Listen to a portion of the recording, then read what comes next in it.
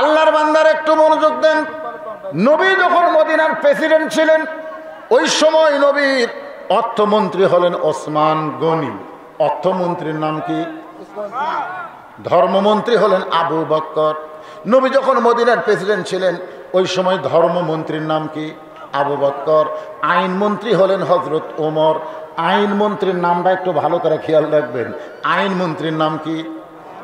শিক্ষামন্ত্রীর নাম হলো হজরত আলী। আমি আপাতত 4টা মন্ত্রীর নাম করলাম, ধরে কোন কয়টা? 1 নম্বর আবু বকর হলো ধর্মমন্ত্রী, 2 নম্বর হজরত ওমর হলো আইনমন্ত্রী, 3 নম্বর ওসমান হলো অর্থমন্ত্রী, আর 4 নম্বর আলী হলেন শিক্ষা। বর্তমানে আমাদের বাংলাদেশ শিক্ষামন্ত্রী আছে না নাই? খুবই চালাক, দেখছেন? চালাকি দেখছেন আপনারা? শিক্ষামন্ত্রীর চালাকি দেখছেন? যে প্রাইমারি বন্ধ করো, কিন্তু হাফেজি মাদ্রাসা কিন্তু বন্ধ করতে হয় না। আচ্ছা, প্রাইমারির বাচ্চার হাফেজি মাদ্রাসার তো বাচ্চা একই বয়সের না?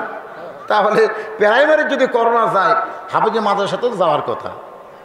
কিন্তু শিক্ষামন্ত্রী প্রাইমারি, হাই স্কুল, কলেজ, বিশ্ববিদ্যালয় বন্ধ করে দিলেও এই কওমি মাদ্রাসা আর হাফেজি মাদ্রাসা কিন্তু বন্ধ করে দেয়নি। কারণ কি জানেন? কারণ হলো, আমি এক নেতাকে বলছিলাম, আমি তো অত কারণ জানি না, ওই নেতারে বললাম, ভাইজান আচ্ছা প্রাইমারি বন্ধ হলো, হাফেজি মাদ্রাসা বন্ধ হলো না কেন? নেতা বলতেছে, হুজুর এটা তো খুব জোরে বলা যাবে না, আপনি কানে কানে শোনেন। আমার কানে কানে বলতেছে, প্রাইমারি হলো নাপাক আর হাফেজি মাদ্রাসা হলো পাক। সুবহানাল্লাহ কবেন না? প্রাইমারি হলো নাপাক, কারণ প্রাইমারির শিক্ষা যারা দেয়, যারা শিক্ষিত হচ্ছে, তারা নাফাকি অবস্থায় শিক্ষা গ্রহণ করতেছে। প্রাইমারির একটা ছেলেও দেখবেন 5 পর্যন্ত পেশাব করে পানি নেয় না, কারণ ওরা জানে যে শিক্ষা আমরা গ্রহণ করি, এইটা ধরবার গেলে শরীর পবিত্র রাখার কোনো দরকার। আর হাফেজি মাদ্রাসায় আগে কিন্তু তাকে কায়দা দেওয়া হয় না, সর্বোত্তম তাকে কায়দা, তারপরে সিবারা, তারপরে কোরআন। এই কায়দা দেওয়ার আগে হুজুর কিন্তু ওই বাচ্চাকে পেশাবখানাত লিয়া যায়, পেশাবখানাত যায় পেশাব কেমনে করা লাগবে সেই পেশাব করা তাকে শিখায়, পেশাব করার পরে কি করলে শরীর পবিত্র থাকবে সেটা শিখায়। কারণ শেখানোর কারণ হলো লা ইয়ামুসসুহু ইল্লাল মুতাহহারুন, তুমি ততক্ষণ পর্যন্ত স্পর্শ করতে পারবা না যতক্ষণ পর্যন্ত তুমি পবিত্র না হবে। সুবহানাল্লাহ বন্না। বর্তমান শিক্ষামন্ত্রী দীপু মনি চিন্তা করে দেখলেন, এই কোরআন যারা স্পর্শ করে, কোরআন যারা তেলাওয়াত করে, এদেরকে বন্ধ করে দিলে করোনা বেড়ে যাবে, তাই এদেরকে বন্ধ না করে রহমতের দরজা খোলা রাখা, গজবের দরজা বন্ধ করা লাগবে। এদের সব গজব প্রাইমারি বন্ধ করে দাও, আর সব রহমত মাদ্রাসার দরজা খুলে দাও। ধরে কর না সুবহানাল্লাহ। বুদ্ধি আছে না নাই? কিন্তু সমস্যা এক জায়গা, যাদের কারণে আল্লাহ রহমত বাংলাদেশে নাজিল হচ্ছে, এই মাদ্রাসা সরকার 1 টাকাও দেয় না। আর যাদের কারণে গজব জারি হয়ে গেছে, এই প্রাইমারিতে সরকার কোটি কোটি টাকা খরচ করতেছে। ধরে কথা কর না ভাই, কথা কর না, আমার মাথা খেলে না। মরে গেলে একটা প্রাইমারি যে কেউ বলবে না যে আমার দাদা মরছে, আমার বাপ মরছে, তোরা গ্রুপ নিয়ে একটু দোয়া কর, কেউ বলবে না। সব হাফেজি মাদ্রাসার বারান্দাতে ভিড় করতেছে, আব্বা মরছে রে, আমার দাদা মরছে, তোমরা গ্রুপ নিয়ে আসো। এরা গ্রুপ ধরে যায়, কোরআন পড়ে দোয়া করে দেয়। আর সেই মাদ্রাসাগুলো আজকে বড় করুণ অবস্থায় আছে। যেরকম ঠিক কিনা ভাইজান? একটু মনোযোগ দিয়ে কথাগুলো শুনবেন। আল্লাহর নবী যখন মদিনার প্রেসিডেন্ট, ধর্মমন্ত্রী আবু বকর কেমন ধর্মমন্ত্রী ছিলেন, আর বর্তমানে আমরা কেমন ধর্মমন্ত্রী পাইছি। আমি বর্তমান মন্ত্রী নিয়ে কোনো কথা বলবো না, কিন্তু আবু বকর কেমন ধর্মমন্ত্রী ছিল সামান্য একটু তার জীবনী থেকে আমরা জানবো, জানার দরকার আছে না নাই? যখন কোরআনের শাসন চালু হবে, তখন তিনি মন্ত্রী হবার পারবে না। মন্ত্রী হবার গেলে তার আগে ওই দফতর সম্পর্কে যোগ্যতা অর্জন করা লাগবে।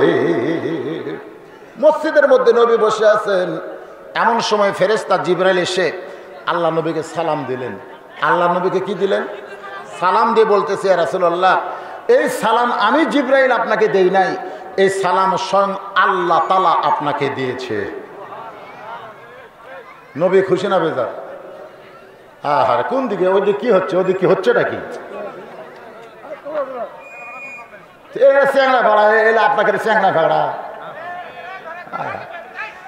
মাথা গেল রে। এত ওয়াজ করলাম রানীনগরে, এরকম ভ্যাবরা নাম ভ্যাবরাত হয়ে মানে খারাপ হলো নাকি? ওয়াদের শুরু থেকে এরকে ডিস্টার্ব যাচ্ছে না, ওয়াদের শুরু থেকে।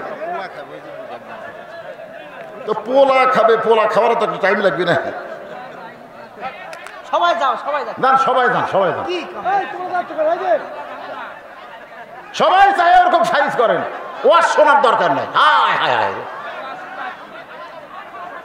একটু মহব্বত করে জিকির করেন লা ইলাহা ইল্লাল্লাহ, লা ইলাহা, লা ইলাহা ইল্লাল্লাহ মুহাম্মাদুর রাসূলুল্লাহ সাল্লাল্লাহু আলাইহি সাল্লাম। জুনায়েদ বাগদাদী রহমতুল্লাহ আলাইহি বাদশার দরবারে যাচ্ছেন। জোরে বলেন কার দরবারে? এই আমার দিকে তাকান, তাকান। এতে খেউ কেউ হচ্ছে না, এর রেজাল্ট আছে। এতে চিল্লাচিল্লি হচ্ছে, আর রেজাল্ট নাই। এটা রেজাল্ট আছে। তো জুনায়েদ বাগদাদী বাদশার দরবারে যাচ্ছে, যাওয়ার সময় একটা কুত্তা খালি খাও খাও করে, মানে যেই দরজার কাছে যায় কুত্তা দৌড়ে আসে খাও খাও করে ধরে। জুনায়েদ বাগদাদী চিন্তা করলো যে বাদশার দরজা খোলার আগেই যদি কুত্তা খাও খাও করে আমার ধরে, তাহলে আমি কি করি? অনেকক্ষণ চিন্তা করে বিবেক বলতেছে, কে রে জনাই, তোর কাছে টোপলা আছে, টোপলার মধ্যে কি আছে? বলে টোপলার মধ্যে 3টা রুটি আছে, খিদা লাগলে আমি খাবো। বলে কুত্তার খেউ খেয়ে যদি বাঁচবার চাস, তাহলে টোপলা খোলায় রুটিটা কুত্তার সামনে দে। কুত্তা যখন রুটি নিয়ে ব্যস্ত হবে, ওই সুযোগে তুই বাদশার দরজা দিয়ে চলে যাবে।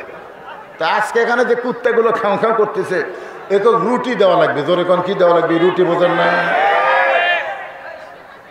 এই চেয়ারম্যান সাহেব যারা কয়নি, ও ঠিকই বসে, তারা পোলা দিলেই ঠিক হবে।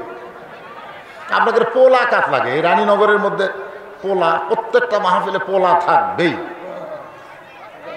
এর নাম আপনারা কি দিয়েছেন? তবারক। তবারক দেন নাই?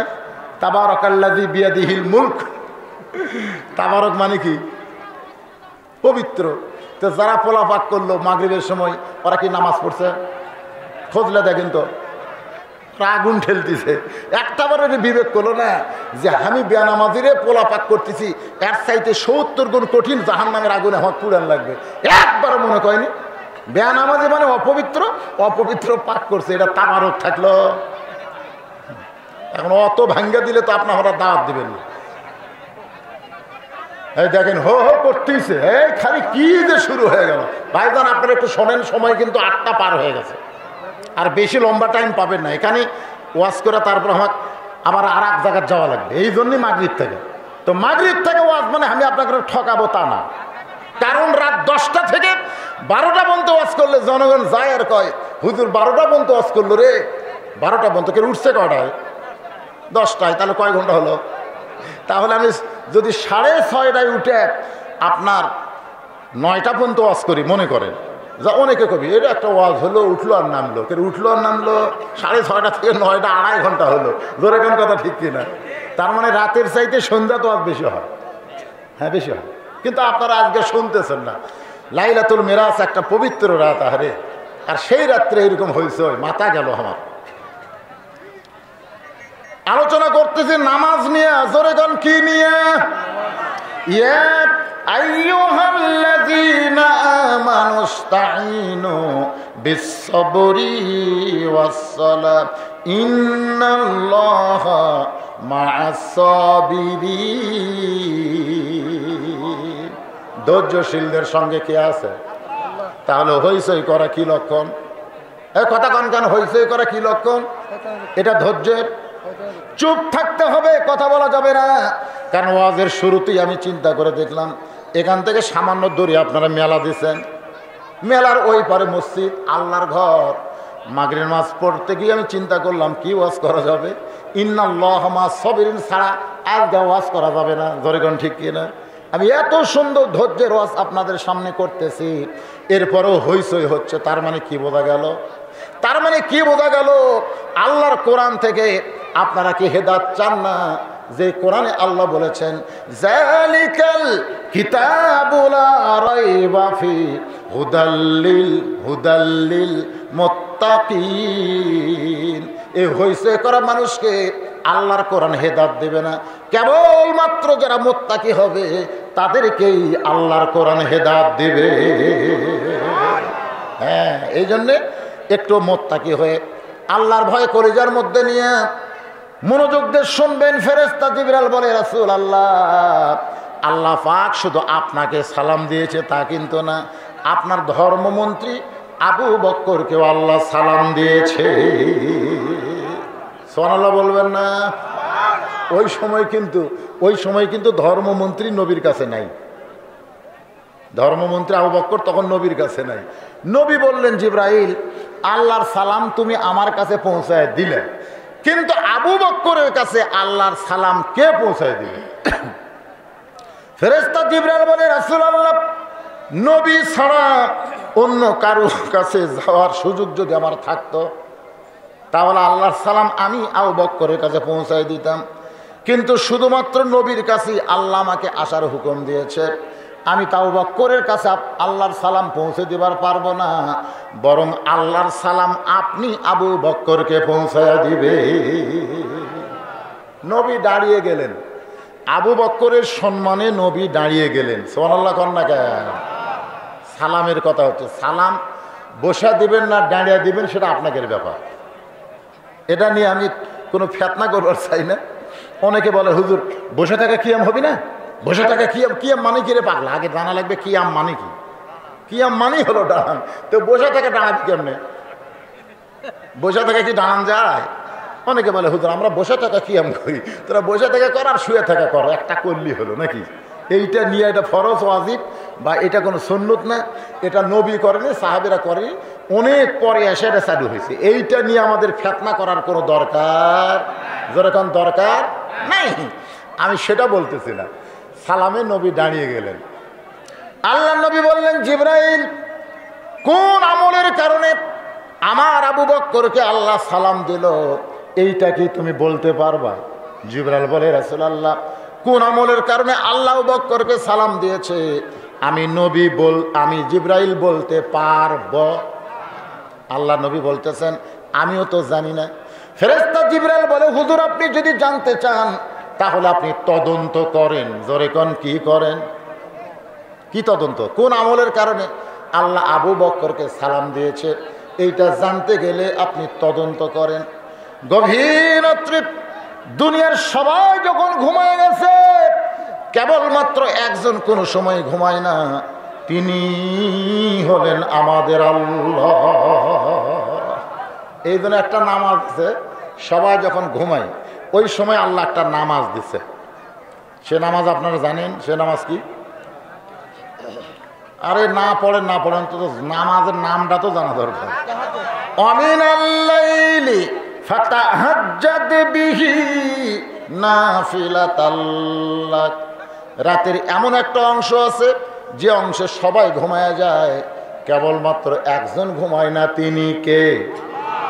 আর তারা ঘুমায় না যারা আল্লাহ ওয়ালা। আল্লাহ নবী বলেছেন 5 ওয়াক্ত নামাজ হলো ইবাদত। এই যে আমরা 5 ওয়াক্ত নামাজ পড়ি, এই নামাজ হলো ইবাদত। আর তাহাজ্জুদের নামাজ হলো মহব্বত। সাহাবীরা বললেন, ইয়া রাসূলুল্লাহ, ইবাদত আর মহব্বত এই দুইটা একটু আমাদের বুঝায় দেন। আল্লাহ রাসূল বললেন, ইবাদত কেবলমাত্র ফাদখুলি ফি ইবাদি ওয়াদখুলি জান্নাতি। ইবাদত কেবলমাত্র জান্নাতের জন্যে। যারা ইবাদত করে ওই মানুষগুলো জান্নাত পাওয়ার আশায়, যেরকম কি পাওয়ার আশায়? জান্নাত পাওয়ার আশায়। কিন্তু যখন কোনো মানুষ মহব্বত করবে ওই মানুষটা তখন জান্নাত পাইতে চায় না, জান্নাতের মালিক আল্লাহকে পেতে চায়। আমাদের কাছে আল্লাহর দাম বেশি না জান্নাতের দাম বেশি? বুঝে শোনা কন? আল্লাহ যদি কয় যা জান্নাত দিলাম, আর আল্লাহর দরকার আছে কোন? আর আল্লাহর দরকার আছে জান্নাত। আল্লাহুম্মা ইন্না নাসআলুকাল জান্নাতা ওয়া নাউযু বিকা মিনান নার। আল্লাহ তোমার কাছে আমরা জান্নাত চাই। একটা লোক কয় না আল্লাহ চাই, আল্লাহ তোমাকে চাই, আল্লাহ তোমাকে চাই, এটা তো কয় না। খালি জান্নাত দিলি, ওরে বাবা রে। আল্লাহর এক বান্দা আছে নামাজের সেজদায়, আল্লাহ ডাক দেখ তুই যতই নামাজ পড় আর সেজদা কর, তোর ঠিকানা হলো জাহান্নাম। তুই যতই নামাজ পড় আর সেজদা কর, তোর ঠিকানা হলো জাহান্নাম। ও তখন সেজদা থেকে মাথা তুলে কয় আলহামদুলিল্লাহ। আল্লাহ কয় কেরে পাগলা, তোরে জাহান্নাম দিলাম, এরপরেও তুই আমার শুকর আদায় করিস কেন? পাগল বলতেছে আল্লাহ আমার যে জায়গা আছে, আমার জায়গা আছে, তুমি যদি বলতে জান্নাতও নাই জাহান্নামও নাই, তাহলে আমি যাব কোথায়? তোমার বানানো জাহান্নামে যে আমার জায়গা আছে, এই জন্য আলহামদুলিল্লাহ। তাও জনগণকে বলতে পারবো আমার জায়গা আছে রে জাহান্নামের মধ্যে। আল্লাহ কয় পাগল, জাহান্নামে গেলে তুই কষ্ট পাবি, জাহান্নামে গেলে তুই আগুনে পুড়ে যাবি। সঙ্গে সঙ্গে পাগল চিল্লায় বলে আল্লাহ আমি জাহান্নামে যাব ঠিকই, তবে একলা যাব না। আল্লাহ বলে তোর সঙ্গে জাহান্নামে কে যাবে? তোর সঙ্গে জাহান্নামে কে যাবে? আপনারা বলেন তো, আমি যে বউয়ের জন্য এত কিছু করলাম, সে বউকে আমার সঙ্গে জাহান্নামে যাবে? যাবে? যাবে? ট্রাই করে দেখেন, একবার ট্রাই করে দেখেন। আমি ট্রাই করছি তো। আমার বউকে গিয়ে বললাম দেখো আমি যদি জাহান্নামে যাই আমার সঙ্গে তুমি যাবা? বউ খালি মুচকি মুচকি হাসে। তা আপনি এত ওয়াজ করেন, মাদ্রাসা মসজিদ এগুলো করছেন, ইতিমদের পালতেছেন, এরপরও আপনি জাহান্নামে যাবেন কেন? আমি বললাম যদি যাই, যদি যাই। তো বউ বলতেছে সব জায়গার কি সাথে যাওয়া যাবি? তাই চিন্তা করলাম, আরে বইয়ের কাছে ফেল করলাম, দিকে মায়ের কাছে যাই।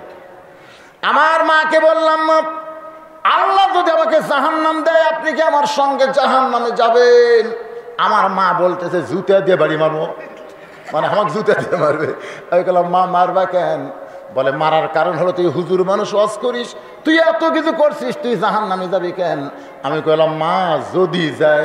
মা বলতেছে আর যাই হোক বাবা, আমি জাহান্নামে যাবার পারবো। তার মানে মা যদি না যায় কেউ যাবে না।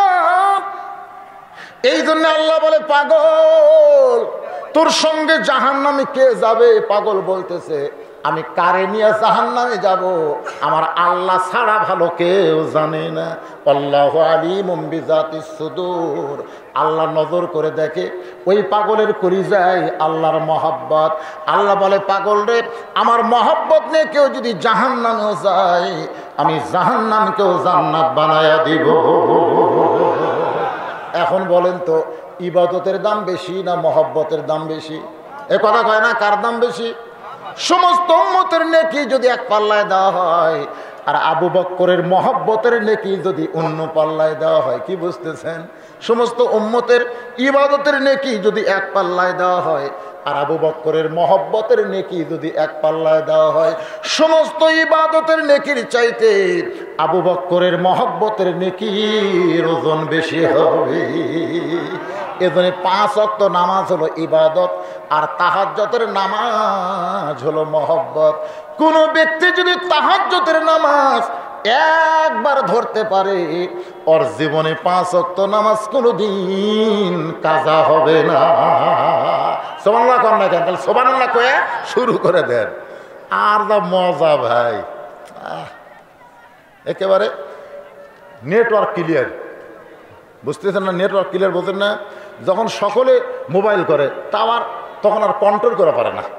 অনেক সময় বলে নেটওয়ার্ক বিজি, তার মানে কি সবাই মোবাইল টিপতে সবাই, কিন্তু যখন কেউ টিপে না তাহলে আপনি টিপছেন, ও মানে 5 ওয়াক্ত নামাজ নেটওয়ার্ক বিজি। 5 ওয়াক্ত নামাজ কি নেটওয়ার্ক বিজি বোঝেন না?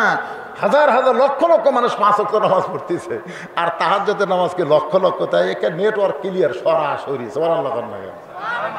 হ্যাঁ। তো হযরত আল্লাহর নবী সবাই যখন ঘুমায় গেছে এমন সময় চুপি চুপি আবু বকরকে তদন্ত করতে বের হয়েছে। কোন আমলের কারণে আল্লাহ আবু বকরকে সালাম দেয়? তদন্ত করতে গিয়ে দেখে জানলার কাছে দাঁড়ায়া ঘরের ভিতর থেকে কান্নার আওয়াজ আসতেছে, খুব জোরে না, সাপ, বিষাক্ত সাপ ফেনা তুললে যেমন ফসফস ফসফস শব্দ হয়, মনে হয় মুখে হাত দিছে, তারপরেও কান্নার ফসফসানির শব্দ নবীর কানের মধ্যে ঢুকতেছে। আল্লাহ নবী চমকে গিয়ে বলে আল্লাহ, যে মানুষটা জান্নাতের 1 নম্বর, জোরে বলেন কয় নম্বর? এই দুনিয়াতে 10 জন পুরুষকে আল্লাহ জান্নাতের সার্টিফিকেট দিয়েছে। খাদিজাতুল কুবরা বলে রাসূলুল্লাহ আল্লাহ খালি পুরুষদের ভালোবাসে, পুরুষদের 10 জনকে জান্নাতের সার্টিফিকেট দিল, তাহলে নারীদের খবর কি? আল্লাহ নবী বলেন, খাদিজা, আল্লাহ 10 জন নারীকেও জান্নাতের সার্টিফিকেট দান করেছে। হুজুর, পুরুষের মধ্যে 1 নম্বর হলো আবু বকর, তাহলে নারীদের মধ্যে 1 নম্বর কে হবে? আল্লাহ নবী বললেন, খাদিজা, নারীদের মধ্যে 1 নম্বর আল্লাহ আপনার নাম ঘোষণা করেছে। সুবহানাল্লাহ কবেন না? খাদিজাতুল কুবরা খালি মুস্কি মুস্কি হাসতেছে। আল্লাহ নবী বলে, খাদিজা, আপনি যদি 1 নম্বর হন, তাহলে 2 নম্বর কে হলে ভালো হয়? কারণ পুরুষের মধ্যে 1 নম্বর আবু বকর, 2 নম্বর ওমর, 3 নম্বর ওসমান, 4 নম্বর আলী, তাহলে নারীদের মধ্যে 2 নম্বর কে হলে ভালো হয়? কারণ আল্লাহর নবী যখন বিবির কাছে থাকতেন তখন নবী হিসাবে থাকতেন না, স্বামী হিসাবে থাকতেন। সুবহানাল্লাহ, নবী হিসাবে না। কোনোদিন নবী তার বউরে বলে নাই যে আমার মা যা বেদনা করতেছে টিপিয়া দাও, কোনোদিন নবী কয়নি। কারণ স্বামী যে, হুন্না লিবাসুল্লাকুম ওয়া আনতুম লিবাসুল্লাহুন্না, যদি স্বামীর পাও টিপে, স্বামীর উচিত হলো বউয়েরও পাও টিপা। কোরআনের আয়াতের ভাই, আমার কথা না। এখানে আল্লাহ বলতেছেন স্বামী বিবির পোশাক, বিবি স্বামীর পোশাক। স্বামী যদি, বউ যদি স্বামীর পায়ের জুতা খুলে দেয়, মাঝে মধ্যে বউয়ের পায়েরও জুতা খুলে দেওয়া লাগবে। দিচ্ছেন আপনারা? দে মাথা টিপে দে, দে পাও তেল দে, দে আমার পায়ের তলে তোর জান্নাত। সম্পূর্ণ ভুয়া। স্বামীর পায়ের তলে জান্নাত, এটা সম্পূর্ণ ভুয়া। মায়ের পায়ের তলে জান্নাত, এটা হলো সত্যি কথা। সুবহানাল্লাহ। কোন মরদের পায়ের তলে জান্নাত নাই, নারীদের পায়ের তলে জান্নাত যদি নারী মা হয়। সুবহানাল্লাহ কবেন না? আল্লাহ নবী একটু মস্করা করে বলতেছেন, খাদিজা, তাহলে নারীদের মধ্যে 2 নম্বর নাম কার হলে ভালো হয়? সঙ্গে সঙ্গে খাদিজা বলতেছে, ইয়া রাসূলুল্লাহ, আমার কলিজার টুকরা ফাতেমার নাম যেন আল্লাহ 2 নম্বরে রাখে। ধরে কোন কয় নম্বরে? নবী বললেন, খাদিজা, আল্লাহ আপনার পেট থেকে 4টা মেয়ে দিছে, 4টা মেয়ের মধ্যে কুলসুম, রোকেয়া, জয়নাবকে বাদ দিয়ে শুধু ফাতেমার কথা কেন বলতেছেন? আপনার বলা দরকার ছিল কুলসুমা, রোকেয়া, না হয় জয়নাব, কিন্তু এই 3টা মেয়ে বাদ দিয়ে আপনি ফাতেমাকে 2 নম্বর জান্নাতের কথা কেন বলতেছেন? খাদিজা বলে, নবী গো, আপনি বাবা, আপনি বুঝবেন না। কোন সন্তান কেমন এটা বাবা বলতে পারে না, এটা কেবল মাত্র বলতে পারে তার মা। সুবহানাল্লাহ কবেন না?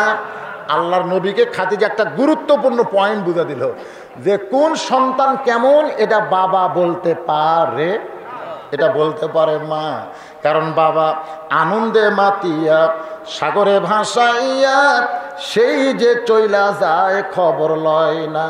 মাজন ধরিয়াই উদরে কতই যতন করে, ও মা ধরিয়াই উদরে কতই যতন করে, 10 মাস পরে পায়। এখন সিজার আছে, জোরে কোন কি আছে? আমার এলাকার অটো ভ্যান চালায়, উনি আমার কাছে করছে, 10,000 টাকা খরচ দেন। আমি বললাম, কেন ভাই? বলে, আমার বইয়ের সিজার করা লাগবে। কিরে, তুই ভ্যান চালা খাস, তোর বইয়েরও সিজার? ভাই হুজুর, যেদিন পেটত বাচ্চা আসছে সেদিন থেকে আমরা নিয়ত করছি। আমি কইলাম, রে পাগলা, তুই যার কাছে টাকা খরচ নিয়ে বেড়াচ্ছিস, তার বইয়ের বাচ্চা যদি সিজার করা না লাগে। আমি যখন হসি, বুঝলেন, আমার দাদি গল্প করে, আমার টাইনা বার করতে আমার মাথা লম্বা হয়ে গেছিল, মানে লম্বা হয়ে গেছে, পরে থেবে থেবে থেবে থেবে মাথা গোল করছে। আপনারা কন তো, এই সিজার আর এদের কি বলবো প্রসবের কথা, মা বিনে সেই ব্যথা কেউ তো বুঝিবে না। মাজন ঠেকিয়া সন্তানের দায়, অকালে মা মারা যায়, কেন সে মায়ের ভক্তি করবা না? এমন দরদি ভাবে কেউ হবে না আমার মা, মা গো। এ কোরআনের মাহফিলে দেখবেন যে বাচ্চারা বেশি ডিস্টার্ব করে, এরা হলো সিজার করা। জোরে কোন কি করা? কারণ ওরকে বার করার সময় তো ওরা কোনো কষ্ট পায়নি, খালি পেট কাটিছে, ঘুমের মধ্যে আসলে এখনো চেতনই পায়নি। এখনকার সারা ডাক্তাররা তো ডাকাত হয়ে গেছে। আপনি যদি ডাক্তার খালি কন যেটা কি নর্মালে হবে, ডাক্তার না না না না না না না, মানে টেকা খাওয়ার বুদ্ধি। এখনো 3 দিন পরে ওই দুনিয়াতে আসবে, তার আগেই পেট কাটছে। পেট কাটা থেকে আর ঘুমই ভাঙ্গেনি। এখন এই ঘুম ভাঙ্গাবার গেলে কি করে আমি দেখছি, বাচ্চা ঘুরে সেই ঘুরেন ওর ঘুম ভেঙে। আপনারা করেন তো, দুনিয়াতে আসার আগেই 3 দিন 4 দিন আগে যাদেরকে লিয়াচ্ছে ওরা ঠিক আছে। এই সিজার করা গুলো খালি ঘুরতেছে পোলার ধান। এই আর একটা সিজার করা, আমি আর ঠিক মতো বসবার পারতেছি না, টাইনে বসন্ত টাইনে বসন্ত সিজার করা। তোরাও মনে হয় সিজার করা, কি বিপদ রে ভাই। শোনেন, এই যে গানটা গাইছে, কি বলবো প্রসবের কথা, মা বিনে সেই ব্যথা কেউ তো বুঝিবে না। মাজন ঠেকিয়া সন্তানের দায়, অকালে মা মারা যায়, কেন সে মায়ের ভক্তি করো না। ওই মায়ের পায়ের তলে জান্নাত, জোরে বলেন ঠিক কি না। আমার মায়েরা যারা পর্দার অন্তর আছেন গো মা, একটু মনোযোগ দিয়ে শোনেন। খাদিজা বলতেছে, রবি গো, আমার 4টা মেয়ের ভিতরে ফাতেমাকে আমি এমন ভাবে দেখেছি যে দেখার কারণে আল্লাহ যেন তার 2 নম্বরে নাম ঘোষণা করে। আল্লাহ নবী বললেন, খাদিজা, ফাতেমার নাম তো 2 নম্বরের মধ্যে খুঁজে পাইলাম না। খাদিজা বলে, হুজুর, তাহলে ফাতেমার নাম কয় নম্বরে?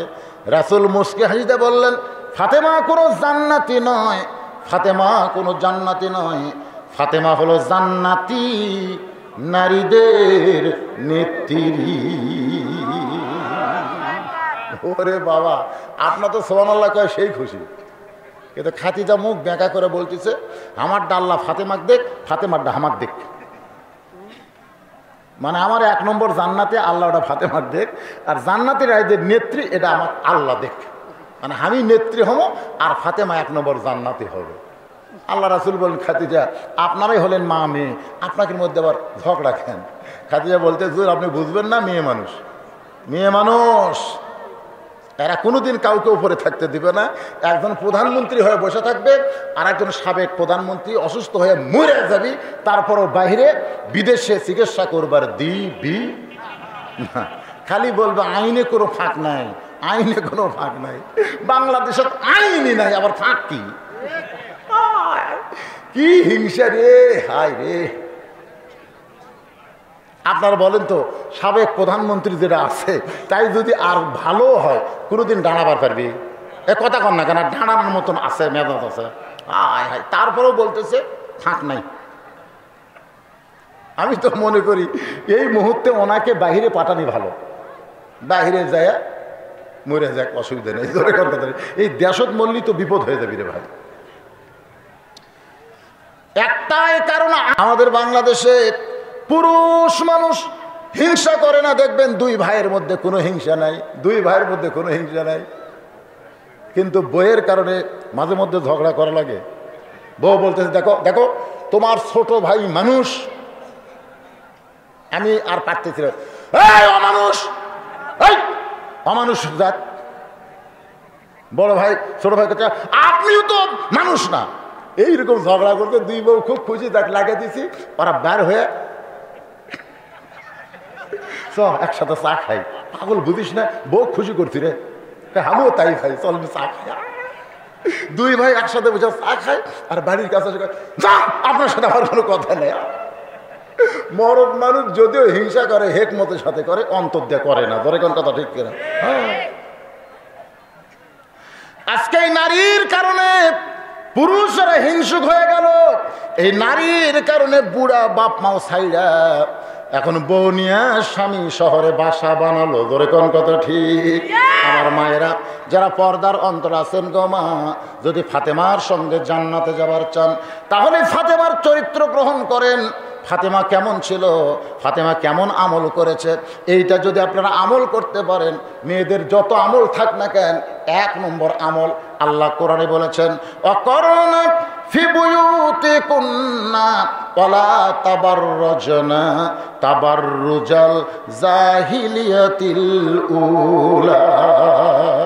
রে মেয়েরা তোমরা ঘরের মধ্যে থাকো, তোমরা ঘরের বাহির হয় না। কোনো প্রয়োজনে যদি ঘরের বাহির হও তাহলে পর্দা নিয়ে হেজাব নিয়ে বের হওয়া লাগবে। এই হুকুম কার? আরো জোরে বলেন। এই হুকুম যদি মেয়েরা মানে আমাদের সমাজের ছেলেরা কোনোদিন নষ্ট হবে না। আজকে দেখেন এই মেয়েদের কারণেই কিন্তু আমাদের ছেলেরা নষ্ট হয়ে গেল। আমাদের ছেলেদের কোনো সাইজ নাই। এই বে সাইজ হওয়ার পিছনে কারণ হলো কিছু বেপর্দা নারী। ধরে কোন ঠিক কিনা? এই যে ছেলেগুলা খালি ঘুরতেছে, আপনি খেয়াল করে দেখেন এরা কি কারণে ঘুরতেছে। এদেরকে টাউরা কে আবার টাউরা বোঝে না, টাউরা এটা আমাকে কতগুলো মুরগি টাউরা হওয়া বোঝেন না, আমাদের এলাকায় টাউরা কয়। মানে এটি খাবার দিছে কিন্তু মুখ মারতেছে, কট কেটে পড়ে, কট কেটে পড়ে। মানে টাউরার কারণে মুখটা ঠিক মতো পড়তেছে না। তো এই ছেলেরা টাউরা হয়ে গেছে, কোরআনের মাহফিলে না বসে সাইডে ঘুরতেছে। এরকে মাথা ঠিক আছে? এ কথা কন না কেন? কি হচ্ছে এরা? টাউরা। জোরে কন কি? টাউরা। আয় রে টাউরা। আজকে বেশি কিছু বলা যাবে না। লাইলাতুল মিরাজ নামাজ নিয়ে কথা বলতেছি। আল্লাহ নবী চমকে গেলেন। যে মানুষটা জান্নাতের 1 নম্বর, দুনিয়ার সবাই যখন ঘুম পাড়ে তার জানলা দিয়ে কান্নার শব্দ আসতেছে, নবী আর কিছুই বললেন না। নবী চলে গেলেন মসজিদ নববীতে। ফজরের নামাজের সালাম ফেরানোর পরে ইমাম কিন্তু আর কাবামুখী হয়ে বসে থাকে না, মুসল্লির মুখে হয়। জোরে কোন ঠিক কিনা? 2 ওয়াক্ত, একটা হলো আসর আর একটা হলো ফজর। এই 2 ওয়াক্ত নামাজের পরে আর কোনো সুন্নত নফল নাই। মাগরিবের পরে সুন্নত নফল আছে, এশার পরে সুন্নত নফল বেতের আছে, আবার জোহরের পরে সুন্নত নফল আছে। কিন্তু আসর আর ফজর এই 2 ওয়াক্ত নামাজের পরে কোনো সুন্নত নফল নাই। সুবহানাল্লাহ কবেন না? আপনার বলতো কেন নাই? কেন নাই? কেন আসর আর ফজরের পরে সুন্নত নফল নাই? এই কারণেই নাই, কারণ এই 2 ওয়াক্ত সালাম ফেরানোর সঙ্গে সঙ্গে ইমাম মুসল্লির দিকে মুখ করে ইমাম শুধু দোয়া দরুদ পড়বে না। যে নামাজ তোমরা পড়লে এই নামাজ পড়ে লাভ কি লস কি? এই নামাজ কেমনে পড়া লাগবে? বাজান আর কয়েকদিন পরে রমজান মাস আসবে। জোরে কোন কি মাস? আমাদের এলাকায় কিন্তু ফতুয়া শুরু হয়ে যায়। অনেকে আমাকে বলে হুজুর রমজানের তারাবি 8 রাকাত না 20 রাকাত। আমি কইলাম ভাইজান এই প্রশ্ন আগে তো কেউ করে নাই, এখন তোমরা কেন করতেছ? বলে ফেসবুক শরীফের মধ্যে দেখলাম। ফেসবুক শরীফ রেকর্ড কি শরীফ? এখনকার ছেলেরা তো আমাকে ওয়াজ শোনার আগে ফেসবুক শরীফ দেখে। ফেসবুক শরীফের মধ্যে হেজাতি, হেজাতি বোঝেন না? হেজাতি বোঝেন? জাতি আর হেজাতি, জাতি আর কি হেজাতি, কিছু হেজাতি বাড়াচ্ছে। আমার এলাকারও কিছু ছেলেবেলায় সৌদি আরবে গেছিল কাম করার জন্য। ধরে এখন কি করার জন্য? সৌদি আরবের মানুষ কি জন্য যায়? কাজ করার জন্য যায় না? ওখান থেকে ঘুরে আসা, ওখান থেকে ঘুরে আসা, এরকম। ওর নিয়ত বান্দা দেখলি মনে হয় দুধ তিয়া দিয়ে হাত এটি বান্ধিছে। নামাজ শেষ করা হলো, বললাম কে তোর দাদা খুঁটি বান্ধিছে? কয় এটি। তোর বাপ? কয় এটি। তুই এটি গে? আমাকে এলাকার মেয়ে মানুষের এটি বান্ধে। তুই কি সৌদি আরব যায় মেয়ে মানুষ হলি নাকি রে? মেয়ে মানুষ বুকত হাত বান্ধে, তুই মরদ মানুষ বান্ধিস। আবার ইনকে কে কর? এইরকম হয়। ওই শালা রমজান মাসে বলতেছে তারাবি 8 রাকাত। দেখছ ওই শালাই। সারা জীবন আমরা 20 রাকাত পড়তেছি। ওই 4 বছর কিষেন খাটে আসে ওই মুক্তি হয়ে ফতুয়া দিল 8 রাকাত। এখন আমাদের ছেলেবেলে তো কম পালি খুশি। ওরে বাবা রে, মহান মুফতি ফেসবুক শরীফ। এখন এই নিয়ে গ্যাঞ্জাম শুরু হবে। আল্লাহ রাসূল কইছে রমজান মাসে একটা নফল ইবাদত করলে অন্য মাসে একটা ফরজের সমান সওয়াব পাওয়া যায়। ধরে কোন হায় হায় রে, এত সওয়াব, রহমত, মাগফিরাত, নাজাত, আর এইটা নিয়ে শুরু হয়ে যাবে। আল্লাহর বান্দার একটু মনোযোগ দেবেন। নামাজ নামাজ। হযরত আবু বকর চেহারার দিকে নবী তাকায় দেখে 2টা চোখ রক্তের মতন লাল। 2টা চোখ কি রক্তের মতন লাল। রাসূল বললেন আবু বকর তোমার সঙ্গে আমার গোপন কিছু গল্প আছে। আবু বকর তোমার সঙ্গে আমার গোপন কিছু গল্প আছে। সঙ্গে সঙ্গে মসজিদের যত মুসল্লি ছিল সবাই মসজিদ থেকে বাহিরে যাচ্ছে। নবী কিন্তু বলে নাই তোমরা বাহিরে যাও। নবী বলে নাই, শুধু বলেছে আবু বকরের সঙ্গে আমার গোপন গল্প আছে। এখানে বুঝতে পারছে নেতা যদি এক নম্বরের সঙ্গে গোপন গল্প করে তাহলে আমাদের ভিতরে থাকা যাবে। এটা কি বলা রাখছে নাকি বলা রাখছে? হ্যাঁ, এরই নাম হলো নেতাকে অনুসরণ করা। সুবহানাল্লাহ বলে। ইমামের পিছনে বললো একটি দায়িত্ব বিহাদ আল ইমাম, এই নেতাকে আমি অনুসরণ করে নামাজ পড়তেছি। ইমাম যদি বলে মুয়াজ্জিন সাহেব তোমার সঙ্গে আমার গোপন কিছু গল্প আছে, তখন মুসল্লিরা বলবে হুজুর তাহলে আপনি মুয়াজ্জিন এগুলো বেড়া যান। তাই বলবে না? বর্তমানে তাই বলবে, আপনি যখন মুয়াজ্জিনের সাথে গোপন গল্প আছে তাহলে বেড়া যান। একটা মুসল্লি বাড়াবি বাড়াবেন। তারপরে বর্তমানে যারা আমরা ইমামকে ইক্তেদা করতেছি আমাদের অধিকাংশ মানুষের নামাজ হচ্ছে না। ফাওয়াইলুল মুসাল্লিন এই আয়াতের তাফসীর বলে দেখেন, ইমাম যদি আল্লাহর দল করে আর মুসল্লিরা যদি শয়তানের দল করে, মসজিদের মধ্যে যায় যদি বলে ইমামকে অনুসরণ করি, আল্লাহ বলে তুই এক নম্বর মুনাফিক। এই ইমামকে অনুসরণ করলে ইমাম আমার দল করে, তুই শয়তান করিস কে? ও খালি নামাজের মধ্যে অনুসরণ, সব জায়গায় নেতাকে অনুসরণ করা লাগবে। দরকার ঠিক। আল্লাহর বান্দার একটু মনোযোগ দেন। আল্লাহর নবী আবু বকর তোমার সঙ্গে আমার গোপন কিছু গল্প আছে। সঙ্গে সঙ্গে সব সাহাবী যখন মসজিদ থেকে বের হয়ে যায়, আবু বকর থরথর করে কাঁপতেছে। সবাই যখন বের হয়ে গেল, নবী বলতেছে আবু বকর গোপনে গোপনে এমন কি আমল করো যে আমল করার কারণে আরশের আল্লাহ তোমারে সালাম দেয়। খুশি হওয়ার কথা, খুশি হওয়ার কথা না? আবু বকর ছোট বাচ্চার মতন কান্দে। রাসূল বলে কান্দো কেন? আবু বকর হলো হুজুর আমার জীবনে এমন কোন যোগ্যতা আমি অর্জন করতে পারি নাই যে যোগ্যতার কারণে আল্লাহ আমারে সালাম দিবে। যদি আল্লাহ আমারে সালাম দেয় তাহলে দয়া করে আমারে সালাম দিয়েছে। নবী বলেন আবু বকর যোগ্যতা যদি তোমার না থাকতো তাহলে আরশের আল্লাহ সালাম দিত না। তুমি তোমার যোগ্যতার খবর না জানলেও আমি তদন্ত করে জানতে পেরেছি। আবু বকর দুনিয়ার সবাই যখন ঘুমাইছিল তখন তোমার জানলার কাছে গিয়া তোমার ঘরের ভিতর থেকে তোমার কান্নার শব্দ আমি শুনতে পাইলাম। আবু বকর আমি নবী জানতে চাই তুমি কি কারণে কাঁদতেছো? আবু বকর বলে নবী গো আপনি বলেছেন এশার নামাজের পরে ঘুমাতে হবে, এশার নামাজের পরে কোনো গল্প চলবে না। আমি এশার পরে ঘুমিয়ে গেলাম।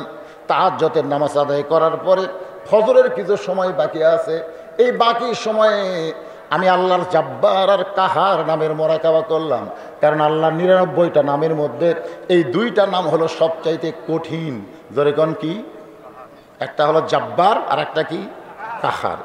এই দুইটা নামের মোরাকাবার সাগরে যখন ডুব দিয়েছি এমন সময় কে যেন বলতেছে আজকে হাসরের ময়দানে সবাই জান্নাতে যাবে, শুধু একজন ব্যক্তি জাহান্নামে যাবে।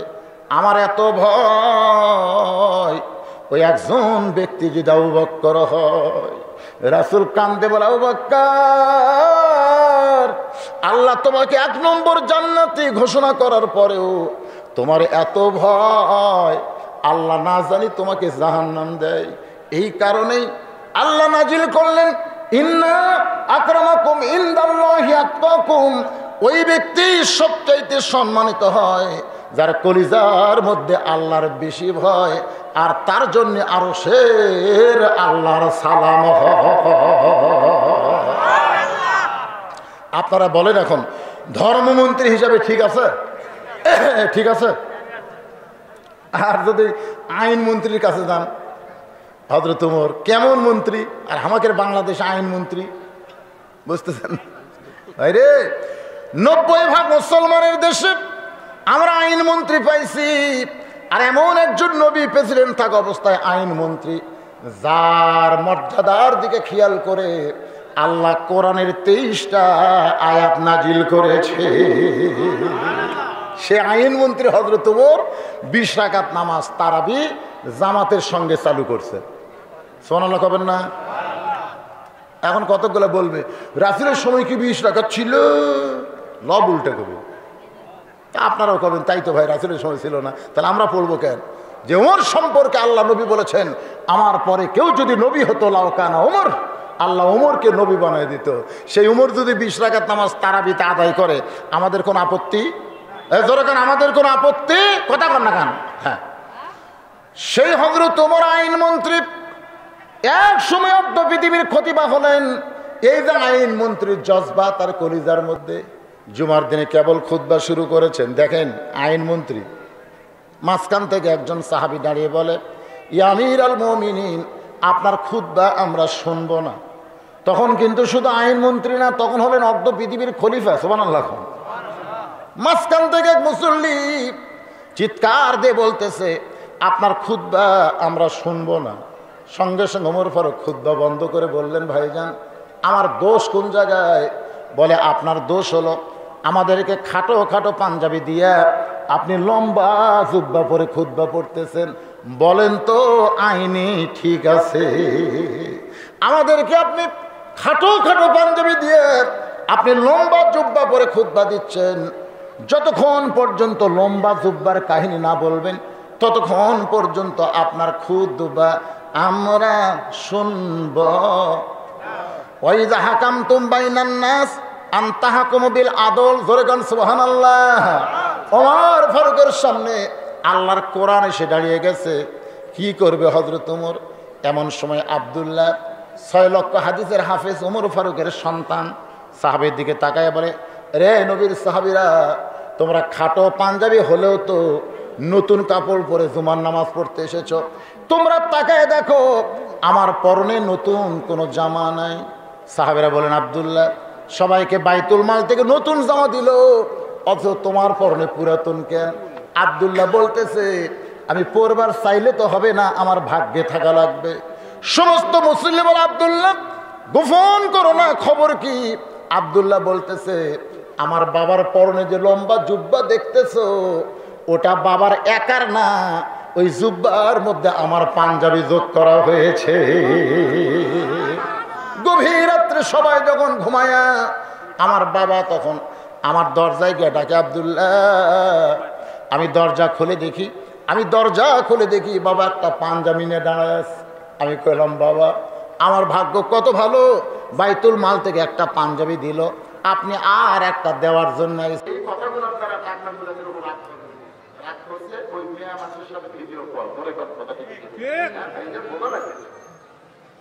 আল্লাহর বান্দারা যাওয়ার চাইতো কেন?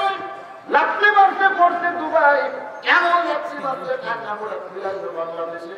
কোন দিকটা পলাইছে, মৌলিক কোন যন্ত্র দিয়ে খুঁজে পাওয়া গেল না। এরই নাম হলো হঠাৎ। এরই নাম কি?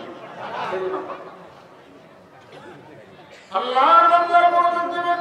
তুইজ্জু মান তাশা ওয়া তুযিল্লু মান তাশা বিয়াদিকাল খায়র ইন্নাকা আলা কুল্লি শাইইন কাদির। মাহফিলটা হচ্ছে ঢাবলা গ্রামবাসীর উদ্যোগে, তাই না? গ্রামবাসীর উদ্যোগে আজকের এটা মসজিদ বা মাদ্রাসার উন্নয়ন না, মসজিদের উন্নয়ন।